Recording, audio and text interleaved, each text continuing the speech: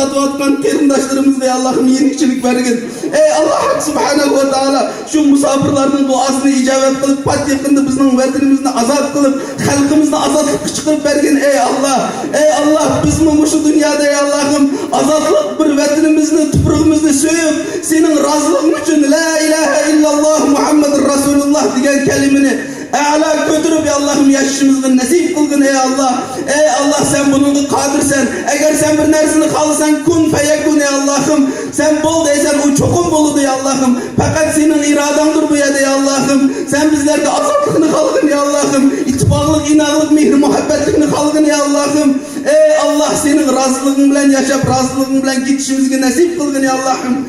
Ey Allah'ım varlığımızın niyetimiz sana özümüzden nalızımızı bildirip, vatanımızga hisdaşlığımızı bildirip, halkımızga hisdaşlığımızı bildiriş için bu yayın geldik. Dua kılış için geldik.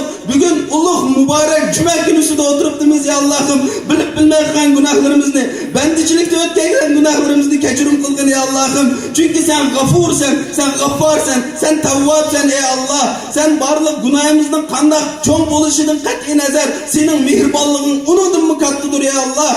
Ey Allah senindir başka. Biz iltica kılıdgan, biz dua kılıp kollarımızda soraydıgan, azatlığımızda soraydıgan, zalimlerinin kolundan kurtulup mezlumlarımızda azatlık çıkardıgan, senden başka iltica kılıdgan hiç kimimiz kalmadı ey Allah. Ey Allah, doğru ey Allah'ım biz günahlarda ötkazdık, bizlerini kechirim kılgın. Ey Allah hak subhanahu ve teala, sana tevekkül kılımız, hayatımız ve mamatımızda sana atıdık ey Allah.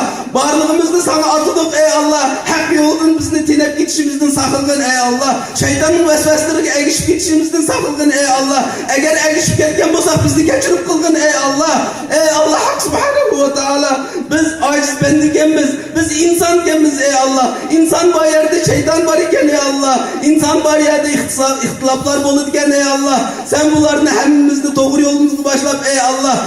Biz mümin Müslümanlarının kolu bilen zalimlerini yer bilen yeksen kılışımızı nasip kılgın ey Allah. Ey Allah dünyada zalimlerine Müslüman kıyafeti girmeli ey Allah'ım. Zalimlere hizmet kılıp atkan münafıklar bolsa yer bilen yeksen kılgın ey Allah.